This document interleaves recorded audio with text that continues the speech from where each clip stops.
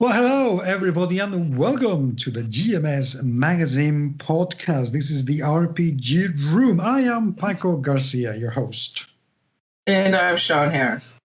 But also your host, by the way, not just any random person who comes here. Shawn is your host. And this is the RPG Room, the show in which we talk about role-playing game topics that sometimes necessarily related to any specific role-playing game, like today.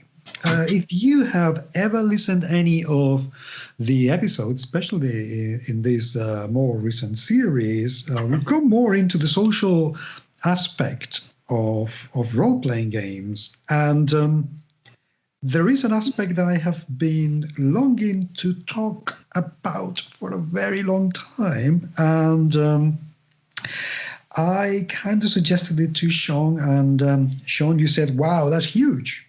Mm-hmm. Yeah. And we're going to talk about what it is like to be a black gamer within the role-playing game community, because for obvious reasons, I have absolutely zero idea what that is like. But for obvious reasons, Shawn, you are undoubtedly an expert. Yes. And also, I, by myself, represent all Black people at all times, in all places throughout recorded history. Absolutely. So only listen to me and no one else. And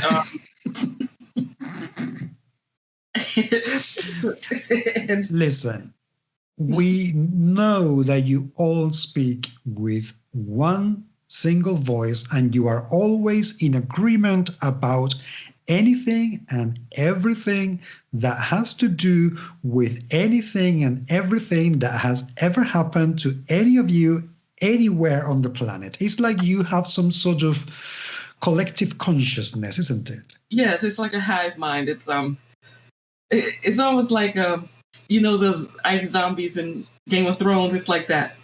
It's like just a mindless horde of black, and we're coming after you, all of us.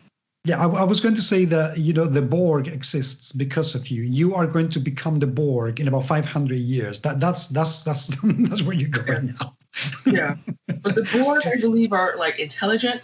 So it's like, think of the mindless. Okay, yeah. So yeah. Okay, so we've been we've been joking. There is this, but this is true, isn't it? I mean, there is this kind of attitude when white people talk about, and I'm saying about very carefully here, about the Black experience, because of course that is something that white people know everything about as well. It sounds like they think that you are a monolithic bunch of humans who are all alike at some level. Yeah. Yes. Yes. Not even all alike in a flattering way. No. like for instance, if we were talking about elves from Lord of the Rings, okay, but it's like in D&D terms, like we're orcs or goblins or something, where it's like, okay, we're all alike and we're all and then it comes with like this sort of insinuation that that not only are we all alike, we're all like kind of animalistic or bestial in some way, and that we're all pissed off about everything ever, and that that we only have like one emotion, well, two, all right, maybe three emotions. It's like horny, angry, and content. And then there's the assumption, like the weirdness where it's like they seem shocked that we can read or that we can communicate effectively in English. It's something, it's like and it shows in the way people respond to the things we create. Like when, and this is tangentially related to RPG culture, but it's nerd culture, so it's by definition connected to RPG culture. Like when Black Panther came out, people were surprised it was good, but like Ryan Coogler is a masterful filmmaker. It's not like he's some dodo they hired off the street. He'd already been like an award-winning filmmaker, who did what you call him, Creed, and I don't know if he did Fruitvale Station or not, or if that was someone else. But yeah, it was like they were surprised that he actually did a good job with this film. Like, well, are you shocked? Or they'll read something by a Black author, like N.K. Jemisin. Yeah, I was thinking about her actually. And be like, oh my God, this is so well done. I'm like, of course it's well done. She knows, she's an award-winning author. She, she can write. Actually, she can write very well. Yeah, she has like some credits under her belt. She's been at this a minute. Or, and so what happens is that, so it's sort of like they seem to be very surprised that we're competent at things, or that we know things, or that, we have expertise. And that's kind of, they can be very frustrating to deal with. but yeah, it's kind of interesting how like, how that, I can't say it doesn't bother me. It does when I encounter it too much. But yeah. Okay, so let's talk about your experience as a Black player within your gaming community.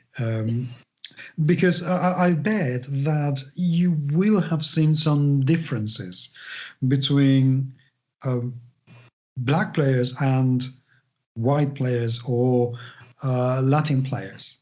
Right. Tell me a little bit what has been your player circle throughout the years? Has it changed from the moment you started playing so many years ago to what it is now? Can you see a more homogeneous mix, or is it still very heterogeneous? Okay. Those are the right words to use. I think I get where you the thrust of your question. When I started playing, I was often one of one or two Black players in a majority white environment. Okay. And this is when I was in undergrad, like attempting to do LARP. And I think this is how I realized LARPing is not for me. I attempted to do that, and it was like one or two of us were Black. And at the time, I was not. At the time I just wanted to play, and I also didn't necessarily have the vocabulary or analysis to look at the situation and see certain elements that probably would send up red flags today. Okay. And also because I had no self-esteem, I put up with it.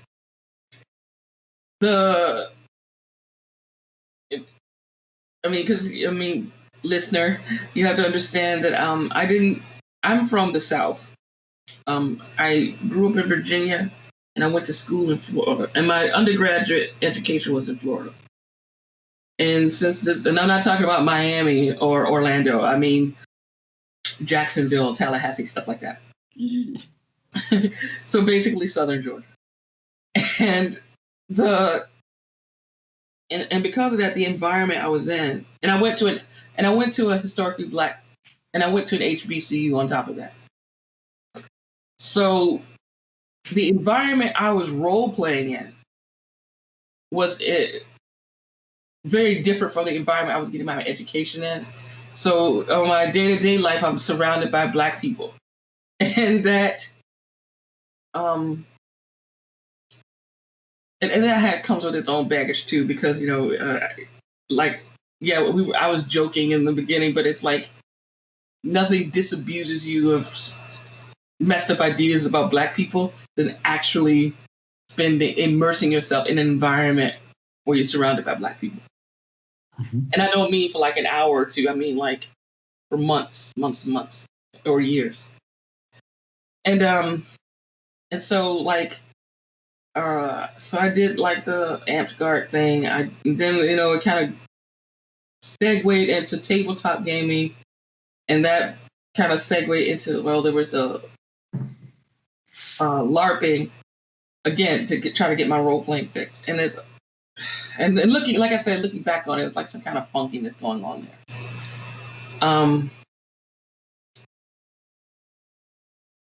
And I don't think the people at the table were consciously racist, but I noticed that when I tried to incorporate different elements of my identity or history into like the characters I played, it created friction. Mm. So like for instance, I created a character that was sort of based on a southern plantation owner or whatever. And that created static. I mean, in the people's defense, I was pretty clumsy about it. And this is before things like X-Card or whatnot actually became widespread tools for games. Mm-hmm. So the whole question of what players were willing to deal with at the table was literally not a conversation that was being had. So part of that, I think, was my fault. But on the other hand, and this was like a World of Darkness game. This was not D&D. So if you're dealing with a game with hard elements, I'm kind of like scratching my head where it's like, okay, we're literally talking about monsters here. And this is what kind of sets you off kind of situation. And so, and like, again, this is before I got self-esteem, before I said, you know what, I'd rather not game at all than to have a miserable time or to be around people who didn't want to be around me.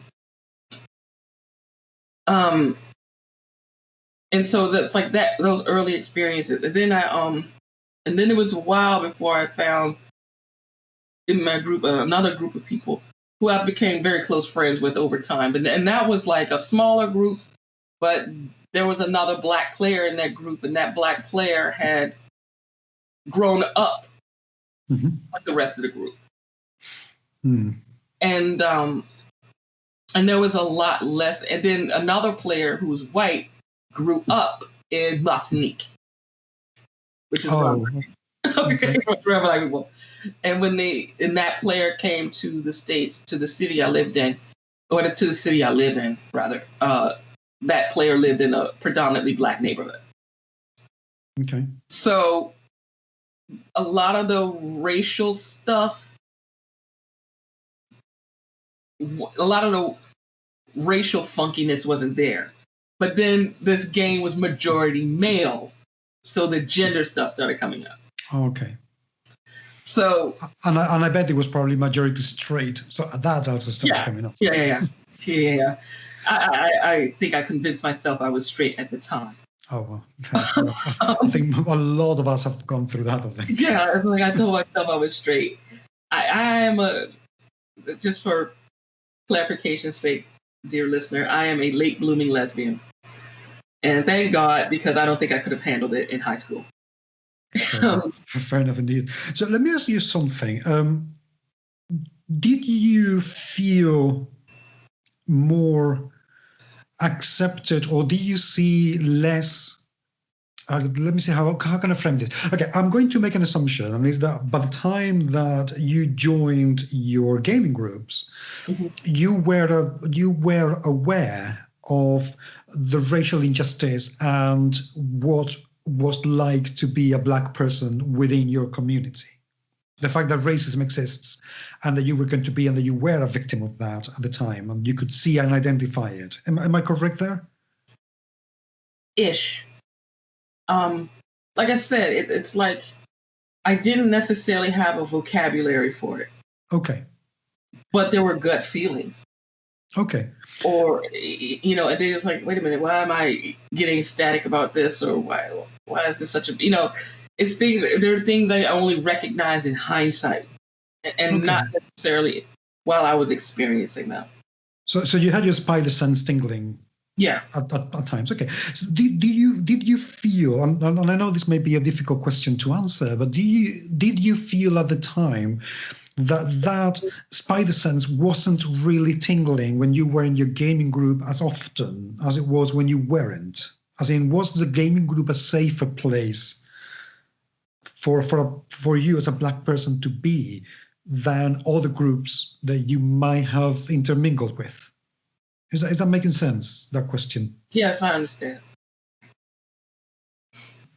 It's hard to say because racism is so, especially in the environment I grew up in, and especially in the environment I went to school in, and I mean, by school, I mean college. It was so ubiquitous. It's like the air you breathe. It's like, it's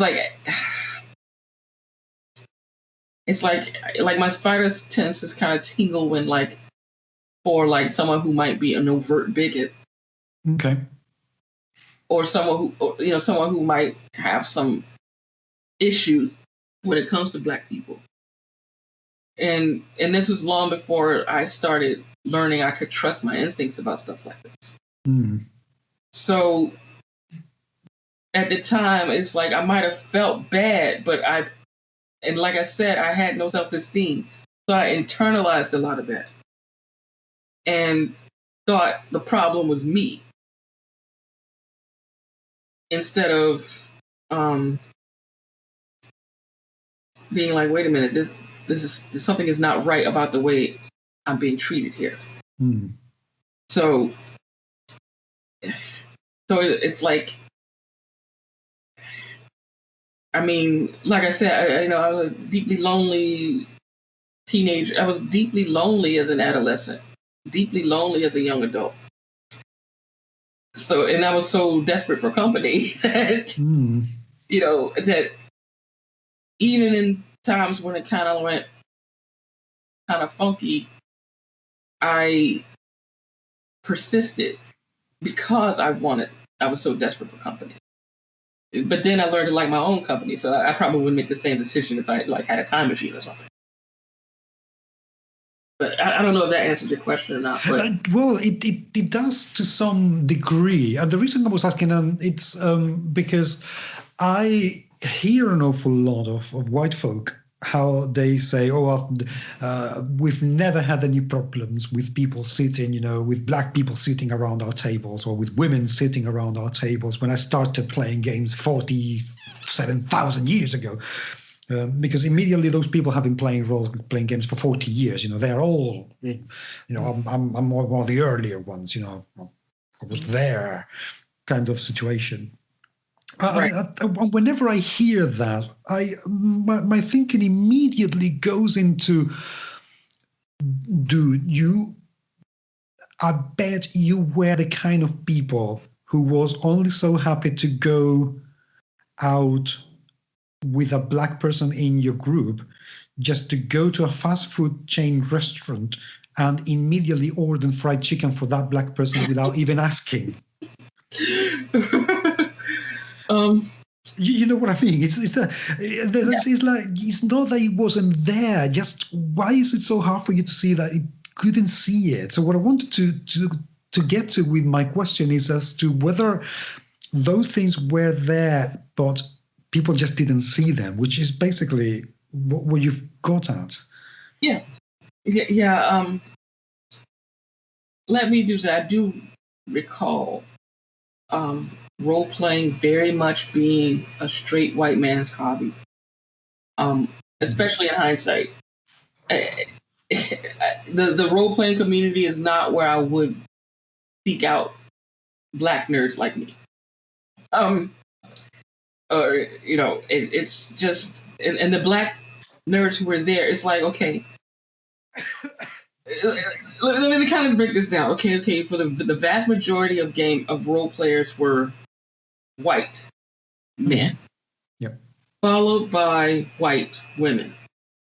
And that's like, a huge chunk of it. This is like, I'm trying to see percentage-wise. Well, I can't say percentage-wise, but like a noticeable majority of straight white men. Mm-hmm. Then a noticeable minority of white women. And then a glaring minority of black male gamers. And out of all black gamers, period, a sliver. I would probably be the only black woman there. Wow. And often I'm usually I'm either the only black person, the only black woman, or one of two black people. Like it's like out of a group of 20, it might be one or two of us who are black. That must have been very intimidating, wasn't it? I mean, I have been in groups of just literally 13 women and 2 men years ago when I was training as a psychotherapist. And I did have to bring myself to control my maleness, so to speak, because at some point it was like, damn, I'm in a minority. They are talking about things in a way that I am not used to hearing. And I had to learn to, that's how it goes, mate. This is what happens when you're in a minority. That must have been overwhelming for you. Yeah, I guess. Like again, it's like at the time I would not have chalked it up to my race and gender. But I definitely noticed. It's like, wow, there's a lot of white people here. Or I'm the only black person here, or something like that. And it's something I notice in any kind of environment I'm in. So it's like, count the black people. It's kind of my default setting in a public place, or my default setting in an unfamiliar environment. So it's something I do. It's something that feels automatic, and I don't really think about it. So, which is quite telling, isn't it? Yeah. In itself, because I mean, at least at the time, and I admit it, 10 or 15 years ago, I was a sexist asshole. I only learned to behave like a decent human being in the last 17 years when I was exposed to other people, basically. So I don't know. It just from here, from where I'm standing. Did you go to conventions and things like that? Not really. Okay. They're usually out of my price range, or out of my price range, way out of the way, or the things that they're doing, or it's like they're out of my price range. The dates don't line up with something I'm doing. Like a lot of these conventions are on the weekends, and if I want to be the least bit Shabbat observant, I can't do it. And that blows. Because it's like, well, yeah, I'd like to be able to attend, but that whole driving now, well, I do drive on Shabbat occasionally, but like but making a decision to do something like that on Shabbat is like, it's really tough. It's really tough. So this is my cue to conventions and whatnot. Please schedule things for days other than Shabbat. That's not bad advice. And I hope I'm not coming up condescending or anything. I'm just trying to figure out, because I cannot really, I don't have any reference to relate to your experience. So I'm trying to find out what would be the closest that I have experienced that would make me feel in a way that could make me empathize with the way that you could have felt at the time. So if I'm giving, the wrong kind of comparison, I'm not trying to make this about me. I'm just trying to figure out how can I bridge into your experience to see if I can get anywhere near close to, empathize with it, not even understand it, just empathize. Right. Which is not easy, I can tell you. Right. Have you ever been in an environment where you're the only non-native speaker of English, or the only person of Roma descent? Well, yes. But for me, that's a different thing, because I only learned about my heritage when I was in my early 20s. Okay. That was an incredibly well-hidden secret in my family. And it only came out one day that my mom was incredibly angry with something that my aunt had said. And she told this to me on a wrathful diatribe to base it as a racist thing. You know, your aunt is doing this because this is where they come from. This is where your father comes from. This is where your grandparents come from. And it was a bit, oh, holy shit, this is where I come from. And suddenly, those were a couple of very interesting weeks, I can tell you. Okay. Yeah. So you're gonna have to tell me that story sometime. But let me see. I'm trying to think, like, because being Black in America is such a specific thing. And people don't realize it. Even people who think they know what America is like they don't realize how specific the Black experience in America is. But isn't there a massive difference between the rural Black experience and the city Black experience? Is there? Yes. Yes. It's there are massive differences based on region. Because Southern Black people are not like Northern Black people, and I know a lot of Northern Black people who are Black people from the North have roots that come down South, but that's not the same as being raised down here. Not the same as living down here. And there's also like other elements of the African diaspora to consider, where like Black people who have a background, who have a West Indian background, are, have a different experience, especially depending on where they are. And then there's, of course, the rural urban divide too, where like my parents, country as hell. My strongly rural, and that shapes a lot of your understanding of things and how you go about doing things. And okay, listener, this is one of those nuanced things that we're going to do, because and this is just me talking about my personal experience, because I am a child of the South, born and bred. And don't let Virginia fool you. Virginia is the South. Don't forget what you think about Alexandria, Arlington, which are basically DC suburbs. Screw all Northern Virginia. I'm not saying screw Northern Virginia, but don't judge all of Virginia by Northern Virginia. The vast majority of Virginia is very Southern. And I went to, like I said, I went to college in Florida. But I did live in New York for 4 years.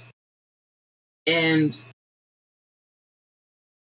I did live in New York for 4 years. And I often interact with Black people from big cities, from DC, Chicago, well, not so much Los Angeles, but definitely Oakland, the Bay Area. So, and I noticed a distinct difference in like the general attitude. And a friend / mentor of mine kind of explained it this way. And before y'all get up in arms and start canceling me on Twitter, I'm not saying I fully endorse this, but I am saying that it's an observation I've had. and he explained it as a difference between North and South, but I think this is more rural and urban. He said that Northern Black people are very angry, but don't know what they're angry about. Southern Black people take a lot of this stuff in stride. And it's not because we're less angry, we just, and he gave an example of like his mother. He was talking about his mom, where like someone white was giving her shit about something, and his mother, a proper Southern woman, just calmly looked at this white lady and said, "Did you know that Black people will kill you?" And that was the end of that situation. Mm-hmm. Now, it's like, to me, it's humorous because, like, she just calmly said, pretty much calmly threatened to kill this person, and nobody did anything. But, like, I think that's kind of, that's kind of the difference. And it's like, and I noticed this too, and I noticed this, like, when I was interacting with my New Yorker friends. Sometimes it's like, because I never feel more Southern than when I'm in New York. Okay. People really notice it. And it's like, yeah. It's like, oh, yeah, I notice your accent. I'm like, I have an accent. It's like, I have an accent. It's like, yeah. And it's like, in some of your mannerisms and whatnot. And I was like, oh, okay. And it's like, because like one time I was just like, some guy was trying to talk me into something and I wasn't saying anything. I was just, just letting him talk.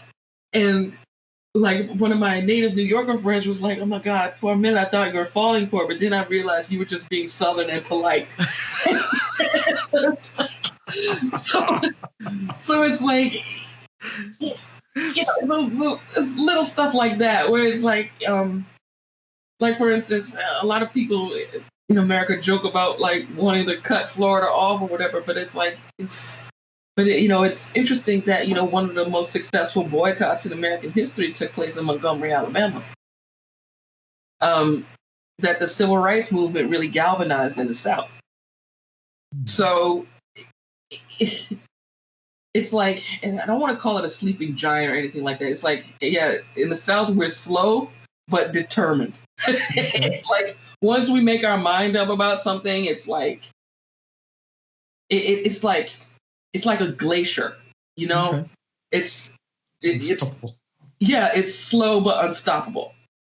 And because once it starts moving, that's it.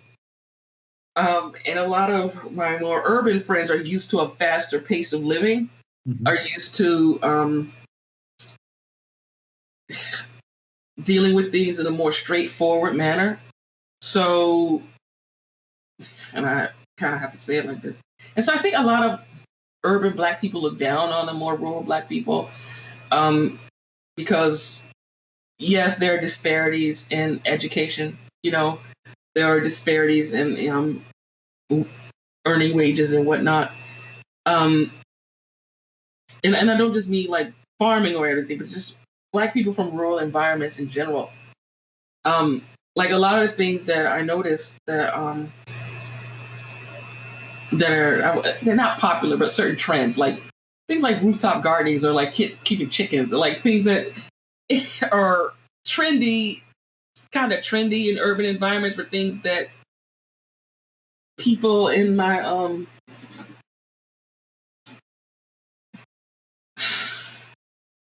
like people down here in the rural areas have been doing for like ever. We're doing this for generations.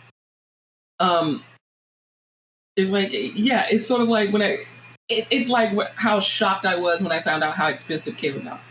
Like, what are you talking about? Kale's like $1.50 a pound, and it's like that stuff grows like I could just go knock on my aunt's door and get kale, like a whole bushel of kale for less than. It's a weed, isn't it? Yeah, it's like, so it's like, what do you mean collard greens are like, why are you charging $1 for like 4 little leaves of collard greens? Like I can get that. So it's like, what are you talking about? But so So I mean, and I say this a lot because it's sort of like, and also there's the perception that Black culture is urban culture, and that's also a misconception because there are a lot of Black folks like myself, country as hell, and I am definitely a country mouse. So, you know, but yeah, it's really, people don't ascribe nuance or complexity to Black culture, and they really should. It really should. So going back into your experience as a gamer, when you were those 4 years that you mentioned you were in New York City, did you play games at that time with people from that area? What was it like? What was different between playing with your friends in Virginia and playing with your friends in New York? A lot. First of all, so many more options. And also because New York itself, it's like you're going to have a more diverse pool of gamers. It's just the nature of doing anything in New York. So, I mean, so I wasn't surprised to find more Black gamers, more queer gamers, more women who were gamers. It's just like it's sort of like having an abundance of choices. And I was able to play different systems. And and people weren't surprised to find me. People weren't surprised, didn't seem shocked to see me when I showed up, or didn't seem confused, didn't act like I was confused or lost when I looked around. It's like they assumed I was looking for the gaming table instead of like assuming I was looking for, I don't know, a clothing store. I don't know what they thought I was looking for, but it was very, very rewarding in that regard, because it was so much easier to find. It's just like there's so many people doing that it's so much easier to find people who kind of are like me in that way. So it's just it was fantastic. Let's put it that way. It was fantastic, and it's also the fact that in addition to that, the pool of gamers skewed a bit older, or rather, I and the rest of my peer group were older. So we're not dealing with awkward teenagers or know-it-all 20-somethings. We're dealing with people like in their 30s and their 40s and up, people who lived a bit and have a much more mature understanding of what matters at a gaming table. So a lot fewer assholes. And a much more, please, if you want a game and you're here to have fun, yes, you're definitely welcome at the table. As opposed to kind of this gatekeeping kind of nonsense that you see sometimes, especially online. So to mirror the question that I asked earlier, did you feel less racism around your gaming groups as opposed to your daily life and other groups of people that you might have mingled with? Or was that still very much a part of internalized behavior? Me personally, I noticed less. My spider senses tingled a lot less. Okay. But again, it might have been a New York thing. Okay, if I may, approximately how old were you at the time? When I was in New York? Yeah. First time, 2008 to 2012. 2022. The first time I lived in New York, the time I lived in New York for the longest stretch of time, from 28 till about 32. Okay, so you were a proper adult. You weren't a college student or something like that. You right. As you said, you had lived a little. Yeah, I was grown enough to know better. Yeah. Okay, so how would you say, in terms of being a Black person, how would you say your experience would compare as a Black gamer compared to the experience of white gamers around you? Was there any kind of difference in the sense of the kind of games that you felt comfortable with, or the way of playing that you felt comfortable with, compared with the way that they wanted to play and felt comfortable with? Was there any kind of difference? Yes and no.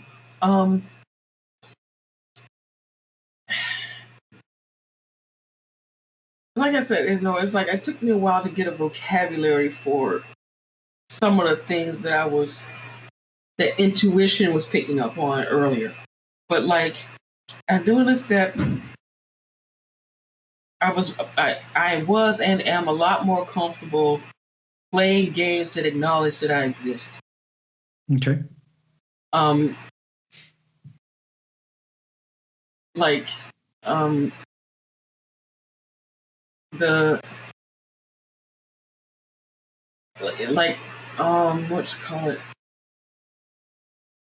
Like, it's gonna sound silly, and I know we talked about this too. It's like the art made a difference in some games. It does.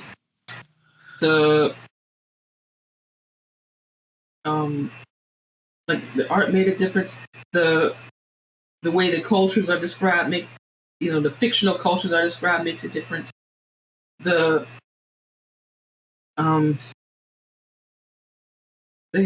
examples people use make a difference. It's like it's hard to put it's hard to put my finger on it, like how that's that specific thing. But it's like a culmination of like a lot of little subtle stuff that because it's like, with the exception of like 2 games that I don't know anybody wants to play ever. I don't think most games deliberately set out to be exclusive, but like, that's one of the reasons why I really liked World of Darkness so much, is because even though it was clumsy in places about it, the fact that that it was understood that we're doing like a horror game in the modern world meant that I didn't have to explain where my character came from. Or that, excuse me, or that, it's just, that just takes a load off. It just, I can play a black person, okay, or I can play, and now it's sort of like my basic kind of requirement for a game, where it's like, if I can't play a black Jewish lesbian, I'm not interested. Okay, fair enough. That's very fair enough. It's like, and you can say, well, but Shawn, this game is about anthropomorphic mice. And I'll say, yeah, but I'm going to play a black Jewish lesbian one. So it's like, because to me, and we talked about this, it's like, it's a deep failure of imagination to kind of be exclusive in that way, unless like there's some specific thematic elements there that requires it. And with the exception of games deliberately talking about slavery and stuff, it barely requires it. But yeah, it's just the experience of the games themselves. It's sort of like, you would think, well, it has to be this huge deal with this big thing that to make you feel included. I'm like, no, it's little stuff that makes me feel like I'm welcome at a table. Having more than me, like having more melanin than me show up, yeah, it matters. It's like, yeah, you mean that one black friend that we have? Yeah, that matters if you can actually get that person to play. So having more than like that one black player, having more than the bare minimum of black players. Or like being able to create, like having a game that has a space for me there, like where I can play a better version of myself, or a more interesting version of myself. I can do that. If I can do that, that means a lot. Or if I'm at the gaming table and it's sort of like, or even if somebody's like, hey, look, it's like, or even if, hey, you're in the middle of Salt Lake City, Utah. I get it. And, you're white as a mayonnaise sandwich in a snowstorm. Yeah, so hey, look, sometimes I get it. Demographics are not always in your favor, but attitude matters. And it's not just, oh, we welcome everybody. Well, duh. Nobody's going to advertise the fact they don't want black people in their game. But it's more like, hey, listen, I get it. We're a pretty white group. But if anything we say or do, is there anything like we can do to make, and we understand it can kind of be a little daunting. Can we do anything to make you more comfortable? You don't have to be overly solicitous about it, but just being aware that, being a visible minority, it can be it can be a daunting thing, especially if you don't know anybody already there. Or it's like listen, hey, we're a pretty chill group, but if there's like anything, that we haven't talked about that would make you more comfortable, it's just you would think it's just basic hospitality. Really, it is. It really is. It's not a matter. I get the feeling that when we talk about doing that sort of thing, just see me, just keep me in mind. I get the feeling that the backlash is that people feel that suddenly it's as if you were asking them to replace their identity with yours just so you could be comfortable. And it's not that at all, isn't it? It's not the point. No, not at all. It's just don't exclude me. Don't make a fuss, when those differences come up. I get. I suppose I could say it's like when you go to a country where you don't speak the language and you ask people to communicate with you, but you say good morning or good evening in their own language. If I went to Japan tomorrow and I could go into a store and say good morning or good evening in Japanese, that would immediately change the way that they feel about me, because at least I am making an effort. And I guess that is pretty much what it takes, isn't it? To see that people are actually making a little bit of an effort to see you, to realize that, yeah, you want to be a part, and they want you to be a part of that conversation, that culture, that interchange of communication, basically. Yeah. So at what point, how old were you when you realized that role-playing games weren't really including you to the extent that you wanted? Because let's face it, a number of years ago, representation wasn't something that most companies were thinking about. Right. I cannot point my finger at when it was the first time that I saw a black character in a D&D game that wasn't a drow. Right. Let me see. Like, when did D&D 3rd edition come out? 98. Okay, so, and I remember Ember being the black monk in that game and said, okay, I definitely had to play this. I bet you're about 98. No, a bit later than that, 99, I think. Or thereabouts. Yeah. Okay. Sorry. It's hard to say. I guess I was always aware of it. It's kind of hard not to notice. Like once you, like when you see D&D, you don't see black characters. Or when you look at this other fantasy game, there's no black characters. It's sort of like, it's something I guess I only noticed by contrast when I saw games that did include people like me. When I did include like black people, it sort of threw everything else in sharp relief. It's like, wait, why is this so different? Oh, because there's black people in it.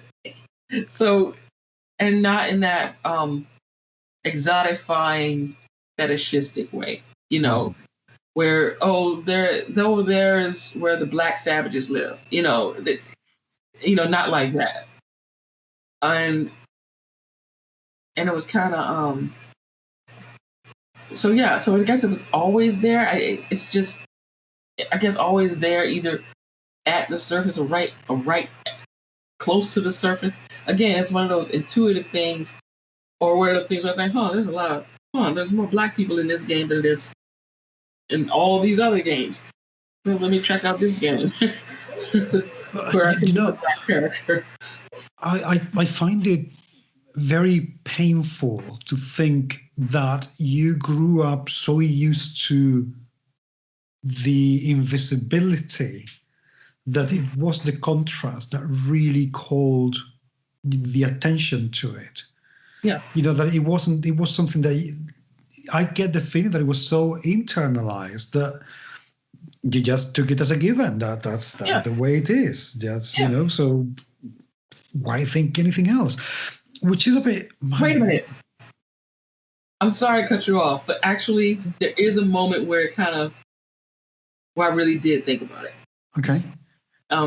You'll be tickled by this. There was a local game of I don't know if you recall when the Lord of the Rings films came out. Yeah. There was a role-playing game by Decipher Games. Yes. Okay, and we were doing, and at my local game store, we were playing a game of that. It was 5 or 6 of us total, including the GM. Well, whatever.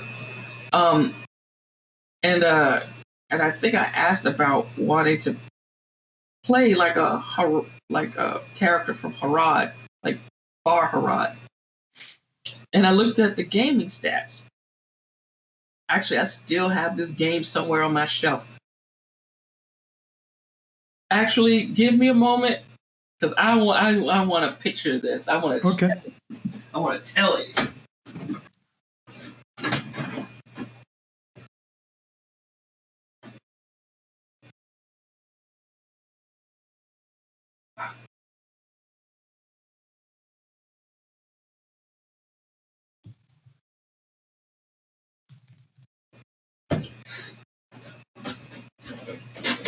I have what is left of this full color, beautiful book.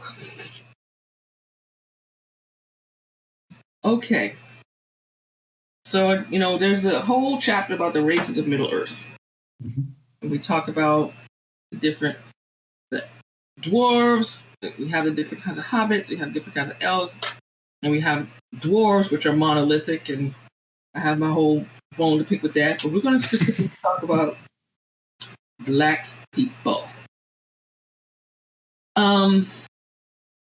So I'm going to read some stuff out and talk, and then I'm going to do, okay. So you have the Dunedain. That these are the men descended from the Edain who were given the island of Numenor. Though mingling with lesser men has diminished their blood, a few of pure heritage still remain. And their attribute adjustments, they have a bonus to, let's say they have a bonus to charisma and intelligence. Then there are the middle peoples, like regular people, I guess. These men are descended from the same people from whom the Dunedain came. But due to centuries of intermarriage, they have fallen low, they have fallen a bit. And they have a bonus to strength and, the equivalent to constitution. Okay. So already I'm kind of like getting really uncomfortable with this emphasis on how the racial essentialism here. Mm. Okay, so I'm already uncomfortable, and it's like, some people are born better and more capable than others, and it's by virtue of their biology. Mm. And then they have the men of darkness. These are men who did not belong to one of the 3 houses, and who, for the most part, fell on the dominion of Morgoth and later Sauron. Um, they are shorter, broader, darker haired, and dark eyed. Usually have swart or sallow skin. From the duskier shades of the men of Rune to the black of the Haradrim. Having lived long under the sway of the shadow, bear no love for the men of the West. Thus, this type of man makes a poor choice for a player character. And now the attributes. They get a bonus to the equivalent of dexterity. They get a bonus to strength. And a penalty to intelligence. Wow. Okay. And I asked the GM about it. He said, it's like, yeah, if you're going to play a black character, yes, in this game, black people are dumber than white people. And you know what? I know that some people are going to say, but Tolkien wrote, the Asian characters as coming to help Mordor and so on and so forth. I don't think at any point Tolkien said they were more stupid. So I don't think canon has anything to do with the way that, people of color were portrayed in that game. Yeah. Yeah, you want to talk about like a moment that made me feel like complete dog shit. There you go. Wow. I'm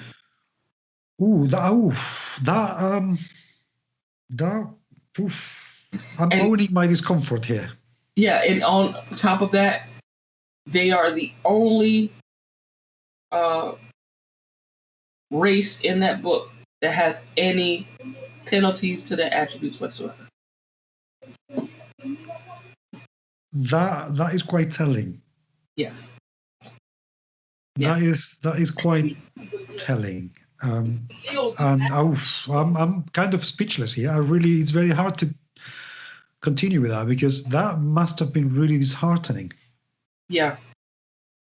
Yeah. And I recall, there was one guy who actually played an elf who just wanted to kill orcs. But yeah. But even the elf who wanted to kill orcs, if you're not aware of racial issues, if you are just trying to be an insanely purist Tolkienist, I can almost get it. Just to abide by the strict canon. Fine. Yeah. With difficulty, it's a bit of a stretch, but okay, get it. But black people are stupid kind of thing. Oh, bloody hell, come on. That hurts. That hurts. How did you get over that? If you got over that, I mean, how did it change for you, your perspective on RPGs when you saw that?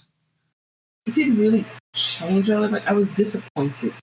Okay. But again, I wanted to play. I had no self-esteem. So I found another inroad to it, which was at the time my infatuation with David Bowie. So I played a character based on him. Okay. Fair enough, but damn, ouch! Oof. Very hard to continue after this because it's a bit. I wasn't expecting this. I have to admit, I wasn't expecting this. So yeah, and this game came out in. Let me tell you what year this game came out in. Like, oh, that was a long time ago. It really wasn't. No. Copyright 2002.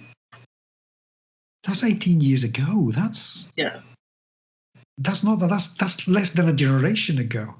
Mm-hmm. Yeah. And of course, it would be interesting to figure out or find out who wrote that. Because a lot of the authors: Stephen S. Long, Joan Rateliff, Christian Moore, Matt Forbeck. I only know one of those. I only know Matt Forbeck. And I don't know who wrote what. That's one thing that role-playing games authors or publishers should do. To say this person wrote this bit, this person wrote that other bit, this person wrote that other bit. Because sometimes we see so many authors within a role-playing game, and we've no idea who did the mechanics or the mechanisms, or who did the lore, who wrote the prose. We don't have a clue, which is unfortunate. Yeah. Okay, so let's move on a little bit forward, because we've been recording already for an hour, and I get the feeling that this is going to turn into a more than one episode. You think? I told you it was a big topic. Well, yeah, I'm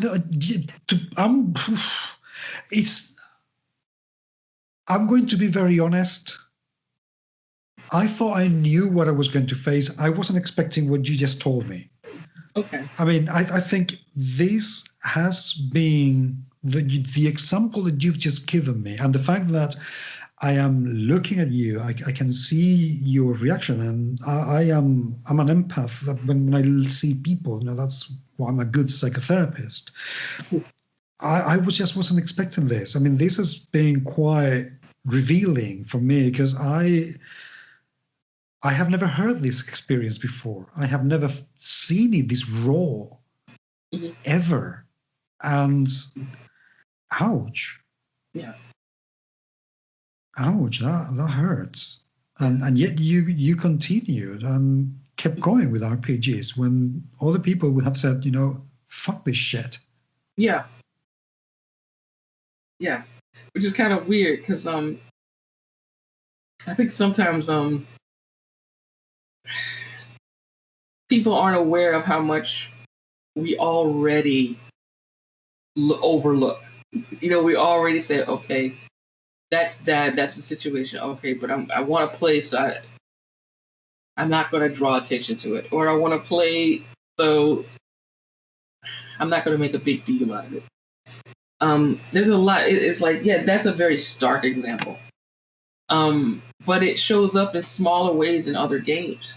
Like in 3rd edition D&D, when you had the half-orcs as the savage race, with a lot of the same nonsense. But like, I could translate. All I have to do is like switch out the word Easterlings and Haradrim for half-orcs, and it wouldn't change much. So. Yeah, and half-orcs also, they were born out of rape usually. So that was a whole wow moment for me. It was a bit bloody hell. Yeah. And that touches on like the whole oversexed animalistic aspect. That is oversexed animalistic stereotype that is projected onto black people. And you see it, and you know, it's like, well, that doesn't make sense. But think about it. When who was it? Was it Trayvon Martin or someone else? Isn't that bad? When it's like, so which dead black person am I thinking about here? Where the person who killed him said, well, he, like, I swear, he acts like the person went all Hulk smash on him. Like he just grew 10 feet tall for some reason and attacked him. And it's the same. The parallels are very striking. The parallels are very stark. When you think about like the underpinning logic. Okay, so like the underpinning logic of like something like orcs, and this is why it's such a big deal for people who can't quite wrap their head around it. The same stereotype, the same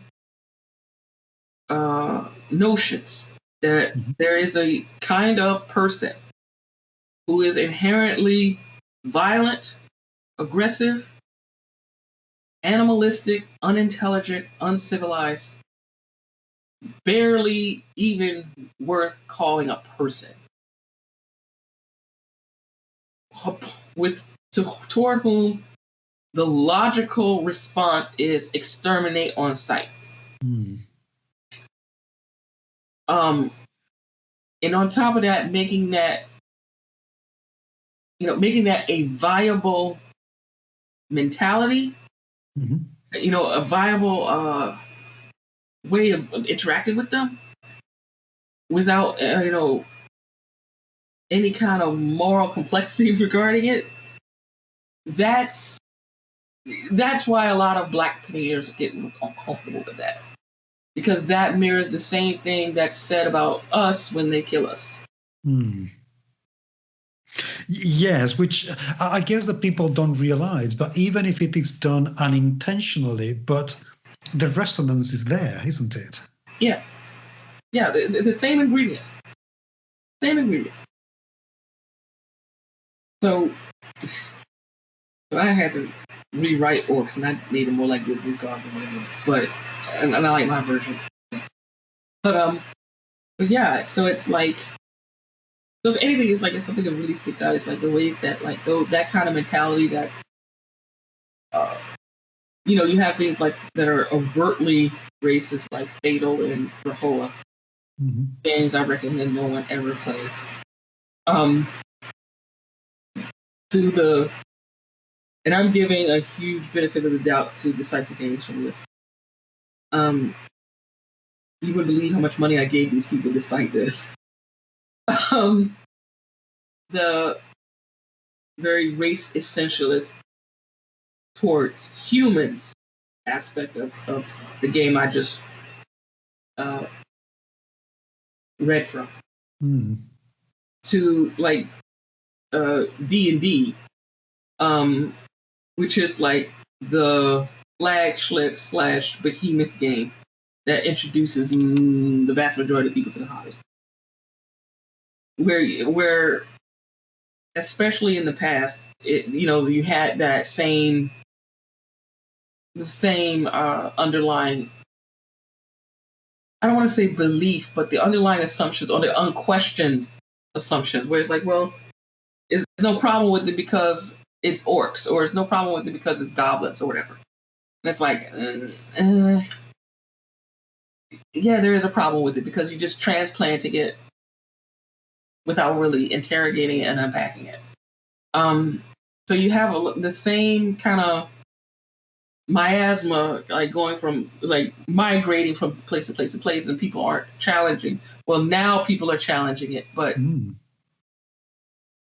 for however many decades D&D has been around, it hadn't been challenged, or at least not directly or openly, I'd say. But yeah. Wow, I'm going to suggest that we leave it here and we continue with this next week, because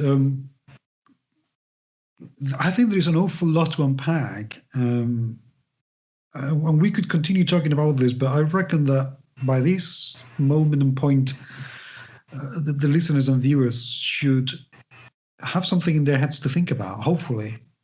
Yeah, don't make Black Montgomery in your games. That's all. Oh, well, thank you, by the way, for sharing all this. This is quite deeply personal stuff. So really, really appreciate that. Thank you.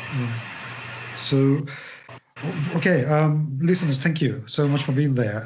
Please do leave your comments, and next episode we will continue talking about this. So if you have any questions or anything at all, it would be great to hear from you and see what you have to say. Seriously.